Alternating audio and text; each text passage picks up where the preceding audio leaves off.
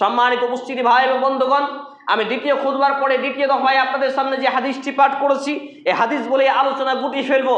হাদিসটি এত গুরুত্বপূর্ণ এবং ইম্পর্টেন্ট, এই আয়াতের সঙ্গে একবার সম্পৃক্ত এটি হাদিস। নবী মুহাম্মদ রাসূলুল্লাহ সাল্লাল্লাহু আলাইহি সাল্লামের বিশ্ববিখ্যাত সাহাবী আনাস ইবনে মালিক রাদিয়াল্লাহু তাআলা আনহু قال قال رسول الله صلى الله عليه وسلم طلب العلم فريضة على كل مسلم।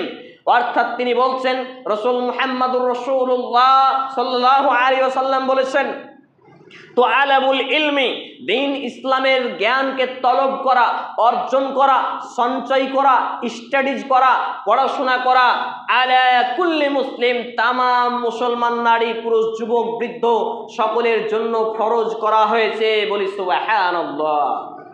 ফরজ করা হয়েছে মানে নামাজ, 5 ওয়াক্ত নামাজ যেমন ফরজ।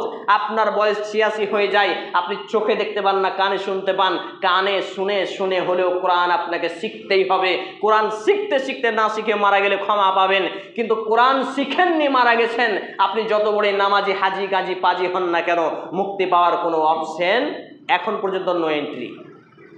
সম্মানিত উপস্থিতি ভাই এবং বন্ধুগণ, এই হাদিসটি বর্ণিত যে সহিহ সুনান ইবনে মাজাহ গ্রন্থের হাদিস নাম্বার 224, মিশকাতুল মাসাবিহ গ্রন্থের হাদিস নাম্বার 218, সহিহুল জামে আশ-শাগীর গ্রন্থের হাদিস নাম্বার 3913 ক্রমিক নম্বরে, অর্থাৎ নবী মুহাম্মদুর রাসূলুল্লাহ সাল্লাল্লাহু আলাইহি সাল্লাম এই হাদিস দ্বারা আমাদেরকে জানালেন যে প্রত্যেকটা মুসলিম জীবনে শিক্ষা ফরজ। আর ওইখানে করে আল্লাহ সুবহানাহু ওয়া তাআলা জানালেন যে প্রত্যেকটা মুসলমানের উপরে আগে শিক্ষা ফরজ। তাহলে আমরা যে আর কদিন পরে কুরবানি করব, আমরা যে নামাজ করব, আমরা যে মসজিদে এসেছি, মসজিদে ঢোকার সময় ডান পাটা আগে রেখে আসসালাতু আসসালামু আলা রাসূলিল্লাহ আল্লাহুম্মা আফতাহ লি আবওয়াবা রাহমাতিকা, এই দোয়া পড়তে হবে, এই বিধান আমরা জানি না। মসজিদ থেকে বের হওয়ার সময় বাম পাটাকে আগে রেখে আসসালাতু আসসালামু আলা রাসূলিল্লাহ আল্লাহুম্মা ইন্নী আসআলুকা মিন ফাজলিক, এই দোয়া বলতে হবে। আমার মতো যারা খুতবা দেয় এরাই অনেকেই জানে না।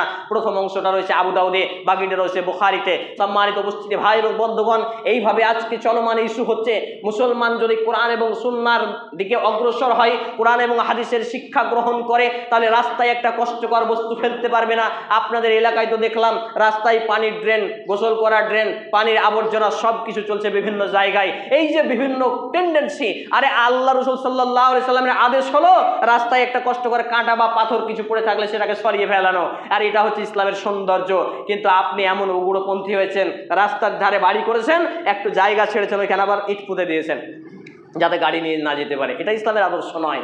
বালি পাথর এই কুচি ইট সব ওইখানে রাখছেন রাস্তার উপরে, রাস্তার উপরে ছাগল বাঁধছেন, সবগুলো ইসলাম বিরোধী কার্যক্রম। আর আজকে যখনই আপনি ইসলাম থেকে বিমুখতা অর্জন করবেন, বিজাতীয় কাফের মুশরিকরা আপনাকে কুরে কুরে মারবে, টুকরো টুকরো করে মারবে, পিটিয়ে পিটিয়ে মারবে। এটাই নবী মুহাম্মদুর রাসূলুল্লাহ সাল্লাল্লাহু আলাইহি সাল্লামের ভবিষ্যৎবাণী রয়েছে।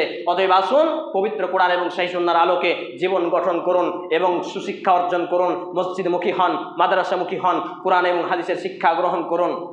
আল্লাহ রাব্বুল আলামিন সমস্ত বিষয়গুলো আগে আমাকে, তারপর উপস্থিত ভাই এবং বন্ধুগণকে মেনে চলার তৌফিক নসিব করুন। আমরা বলি আল্লাহুম্মা আমিন। হে আল্লাহ রাব্বুল আলামিন, আমরা যারা অসুস্থ আমাদেরকে পূর্ণাঙ্গ সেফায়ে কামিল আজিলা দিন। আমরা বলি আল্লাহুম্মা আমিন। হে আল্লাহ রাব্বুল আলামিন, আমরা যারা অভাবী আমাদেরকে অভাব মুক্ত হালাল রিজিক নির্বাহ করার তৌফিক নসিব করুন। আমরা বলি আল্লাহুম্মা আমিন। হে আল্লাহ রাব্বুল আলামিন, আমরা যারা এখানে ছোট বড় যুবক বৃদ্ধ মসজিদে এসে উপস্থিত হয়েছি, এই আশার ওসিলায় আমাদেরকে ঈমানি নূর দান করুন। আমরা বলি আল্লাহুম্মা আমিন। হে আল্লাহ তাআলা, আমাদেরকে 5 ওয়াক্ত নামাজি বানিয়ে দিন। আমরা বলি আল্লাহুম্মা আমিন। হে আল্লাহ রাব্বুল আলামিন, আমাদের মধ্যে যারা মুসলমান হয়ে মৃত্যুবরণ করেছে, প্রত্যেকের বাপ মা ভাই বোন আত্মীয় স্বজন, বিশেষ করে আমার মা এবং নানা নানি, আল্লাহ তাআলা আপনি তাদের জীবনের ভুল ত্রুটি ক্ষমা করুন, তাদের কবরে শান্তির বিছানা বিছিয়ে দিন, তাদেরকে জান্নাতুল ফেরদাউস নসিব করুন। আমরা বলি আল্লাহুম্মা আমিন। এ দাবি, এ দোয়া, এ দরখাস্ত মহান আল্লাহ সুবহানাহু ওয়া তাআলার সামনে রেখে আমরা আমাদের জুমার খুতবার আলোচনা এখানেই টানছি। আল্লাহুম্মা সাল্লি আলা মুহাম্মাদিন ওয়া আলা আলি মুহাম্মাদ কামা সাল্লাইতা আলা ইব্রাহিম ওয়া আলা আলি ইব্রাহিম ইন্নাকা হামিদুম মাজিদ। اللهم بارك على محمد وعلى آل محمد كما باركت على إبراهيم وعلى آل إبراهيم إنك حميد مجيد. سبحان ربك رب العزة عما يصفون وسلام على المرسلين وآخر دعوانا الحمد لله رب العالمين. السلام عليكم ورحمة الله.